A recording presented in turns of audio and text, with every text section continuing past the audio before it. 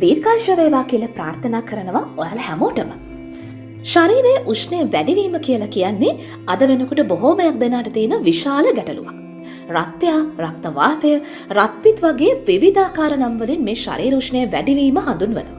කකුල් පැලීම්, නිතර දහඩිය දැමීම, බඩ දැවිල්ල, හිස රදය, කකුල් වල තුවාල මතුවී සැරව ගැලීම වගේ විවිධාකාර ලක්ෂණ මේ ශරීරගත උෂ්ණත්වයේ වැඩිවීම. එහෙමත් නැතිනම් පිත්තත්වයේ වැඩිවීම එක්ක ඇති වෙනවා. ඒ වගේම දීර්ඝ කාලීනව තිබෙන මේ උෂ්ණගතිය නිසා වර්තමානයේදී බහුල ගැටලුවක් වෙන මදසරු භාවයටත් හේතුවක් වෙලා තියෙනවා. ඉතින් ඔයාගේ මේ ගැටලුවට විසඳුමක් විදියට බෙහෙත් වලට අමතරව එදිනෙදා ජීවිතයේදී පාවිච්චි කරන්න පුළුවන් ආහාර වර්ග කීපයක් අද අරගෙන එන්න අරුණෝදය අපි තීරණය කළා. ඉතින් වෙනද වගේම අදත් ආරාධනා කරනවා රැඳිලා ඉන්න කියලා මේ සුවිශේෂී වීඩියෝවේ අවසාන තප්පර කීපය තෙක්ම.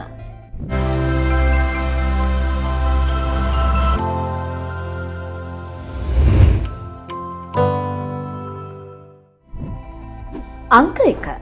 බෙලිකොළ තේ. බෙලි කියලා කියන්නේ ස්වභාවයෙන්ම ආයුර්වේද වෛද්‍ය ක්‍රමය තුළ දාහය සමනය කරන සහ පිපාසය නිවන ගුණෙන් යුතු ශාකයක්. බෙලි මල්, බෙලි ගෙඩි වගේම බෙලි කොළ කියන්නේත් අපේ ඇඟේ පිත ගතිය සමනය කරලා යථා තත්ත්වයට පත් කරන්න පුළුවන් විදිහේ හරිම වටිනා දේවල්. ඔයා තේ බොන්න පුරුදු වෙලා ඉන්න කෙනෙක් නම් ශරීරයේ උෂ්ණය වැඩි නම් නිතර තේ බීම ඔයාගේ ශරීරයට කොහෙත්ම හොඳ නැති බව මතක තියාගන්න ඕන. ඒ වෙනුවට ඔයාට පුළුවන් මෙන්න මේ බෙලි කොළ ටිකක් පවනේ වියලලා කුණු කරගෙන තේ වෙනුවට වක් කරලා බොන්න. සීනි අවශ්‍යම නැති මේ පානය එක්වරක් බිව්වොත් හැමදාමත් බොන්න හිතෙන විදිහේ රසවත් සහ ගුණවත් පානයක් වෙනවා. අංක 2. අලු පුහුල්. පුහුල් කියන්නේ අපේ රටේ එළවලු අතරේ තියෙන ශරීරයේ රුධිරය පිරිසිදු කරන ගමන් ශරීරය නිවා දමන වටිනා ආහාරයක්. ඔයාගේ ශරීරයේ උෂ්ණාධික බව නිසා එන තුවාල සුව කරගන්න නම් ආහාරයට ගන්න ඕන ආහාරයක් විදියට පුහුල් දක්වන්න පුළුවන්. පුහුල් ආහාරයට ගන්න බොහෝමයක් දෙනා කැමති නෑ. ඒ වගේම තමයි දිය රසයි කියලා නොකා ඉන්නවා. ඒ වුණත් ඔයා දන්නවද මේ පුහුල් වල තිබෙන දියරමේ ස්වභාවයට පුළුවන් ශරීරයේ පිපාසය ඉවත් කරලා දාහය නිවල දාන්න. පුහුල් කියන්නේ හොඳ පෝෂණීය ආහාරයක්. ආයුර්වේද වෛද්‍ය ක්‍රමය ඇතුලේ ශරීර පෝෂණයට ලබා දෙන කුෂ්මාණ්ඩ රසායනය හදන්නත් භාවිතා කරන්නේ මෙන්න මේ අලු පුහුල් මද. ඒ වගේම විශේෂයෙන් කියන්න ඕන දෙයක් තියෙනවා. ශරීරයේ උෂ්ණ බව අධික නිසා කොච්චර කෑම ගත්තත් කෙට්ටු වෙන අයට, ඒ කියන්නේ කන කෑම ඉක්මනින් දිරවීමේ තත්වයක් සහිත අයට මේ පුහුල් කියන්නේ දිව්‍යමය ඖෂධයක්. ඔයාගේ වැඩිදුර දැනුමට මම මේ කාරණාව මෙන්න මේ විදියට කියන්නම්. කොච්චර කෑවත් කෙට්ටු වෙන පුද්ගලයෙක්ට තියෙන්නේ හයි මෙටබොලික් රේට් එකක්. ඉතින් ඒකට ගැළපෙනම ආහාරයක් තමයි පුහුල් කියලා කියන්නේ. ඒ වගේම තමයි අධික සිසිල් ස්වභාවයක් නැති පුහුල් කියන්නේ සෙම් සහිත රත්පිත් රෝගවලින් පෙළෙන අයටත් හොඳ ප්‍රතිකාරයක්. අංක 3. නියන් වැටකොළු. වැටකොළු කියන්නේ සාමාන්‍ය ජනවහරේ ලෙඩ කෑම ගොඩට වැටිලා තියෙන ආහාරයක්.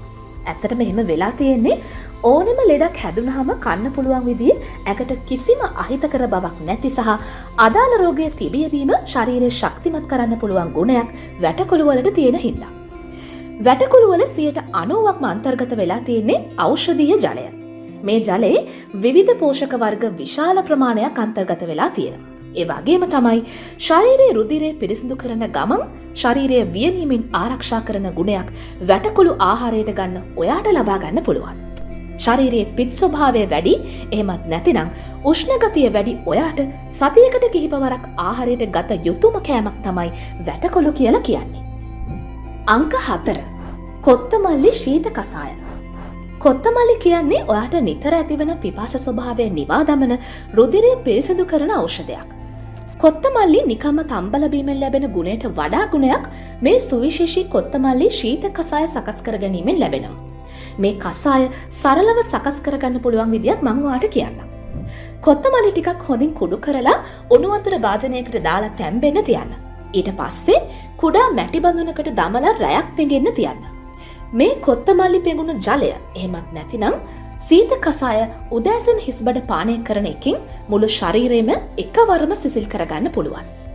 පිත්නාශක ගුණය ඉතාමත් ඉහළ කොත්තමල්ලි මගින් රත්පිත් රෝගයට විශාල සහනයක් අත්කරගන්න ඔන්න ඔයාට අනිවාර්යයෙන්ම හැකියාව තියෙනවා.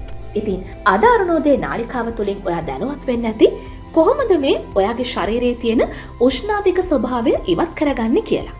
ඔයාට වැදගත් වෙන මේ වීඩියෝව අනික් අයටත් ෂෙයා කරලා එයාව දැනුවත් කරනවා වගේම තමයි අපිව තවමත් සබස්ක්‍රයිබ් කරලා නැත්නම් සබස්ක්‍රයිබ් කරන්න අමතක කරන්න එපා. ඉතින් ආයමත් දවසක ඔයාගේ නිරෝගී සෞඛ්‍යයට හේතු වෙන මේ වගේම වීඩියෝවකින් හමු වෙනතුරු ඔයාට සුව ආයුෂ පිරිදිනයක් වේවා.